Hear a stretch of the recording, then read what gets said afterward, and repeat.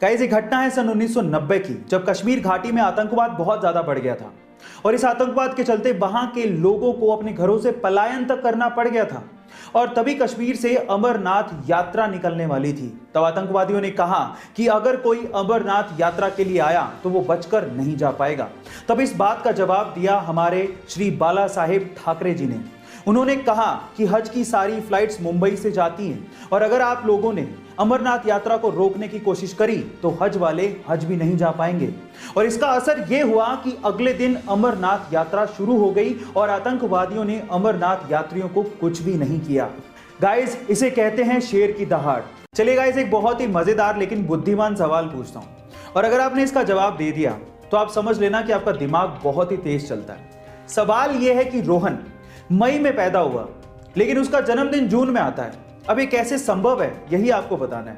कोई जल्दी नहीं है, आराम से वीडियो को पॉज कर लो, आराम से सोच लो और सोचने के बाद वीडियो को वापस से प्ले करना, मेरे आंसर से मैच करना और फिर चैट सेक्शन में लिखना कि आपने सही बताया था या गलत।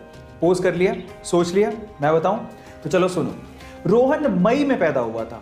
मई यूपी के हाथरस डिस्ट्रिक्ट की एक जगह का नाम है और वो जून में जन्मदिन अपना बनाता है। तो सही तो है, मई में पैदा हुआ और जून में जन्मदिन आता है। सही है ना गाइस? एप्पल हमारे शरीर के लिए जितने अच्छे होते हैं उसके बीज हमारे शरीर के लिए उतने ही खतरनाक होते हैं और उसके पीछे का रीजन है एप्पल के सीड के एक सब्सटेंस से निकलने वाला साइनाइड। जी हाँ गाइस, अगर आपने गलती से एप्पल के सीड्स को चबा लिया या फिर निगल लिया तो उसके एक सब्सटेंस से साइनाइड रिलीज होने लगता है जो कि हमारे खून से घुलने लगता है। देखिए, छोटी मोटी मात्रा से तो कोई फर्क नहीं पड़ेगा, लेकिन अगर एक इंसान 200 से ज्यादा एप्पल सीड्स को खा लेता है या चबा लेता है तो उसकी मौत भी हो सकती है। इसलिए बेटर यह है कि आप जब सेब खाएं तो उसके सीड्स को बाहर थूक दें, यही आपके लिए अच्छा है। गाइस, क्या आपने कभी सोचा है कि घोड़ा सोने के लिए कभी जमीन पे बैठता या लेटता नहीं है? उसके पीछे का कारण क्या है? क्या उसे कभी नींद भी आती है? तो चलिए मैं आपको इन सब बातों का जवाब देता हूं। सबसे पहले तो घोड़े को नींद आती है। 24 घंटे में से 30 मिनट उसे गहरी नींद आती है, पर इसके लिए वो ना तो जमीन पे बैठता है और ना ही जमीन पे सोता है। उसके पीछे का कारण है उसके शरीर की बनावट।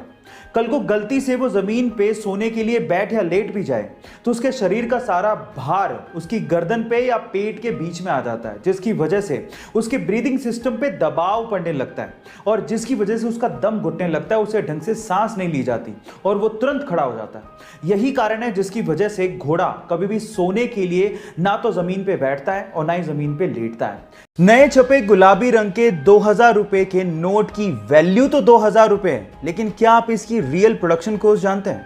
अगर आप भी ये सोचते हैं कि 2000 रुपए के नोट की प्रोडक्शन कॉस्ट भी 2000 रुपए है तो आप गलत सोच रहे हैं।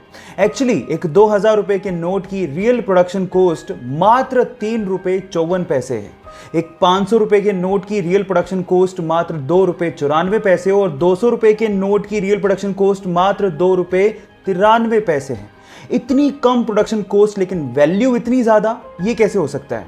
जी हाँ गाइस, ये कागज के टुकड़े ही हैं लेकिन इनको वैल्यू दी है आरबीआई ने। ये कॉन्सेप्ट ये जाहिर करता है कि किसी भी चीज का दाम एक फिक्टिशियस कॉन्सेप्ट है जो कि हमारे सिर्फ दिमाग में एग्जिस्ट करता है।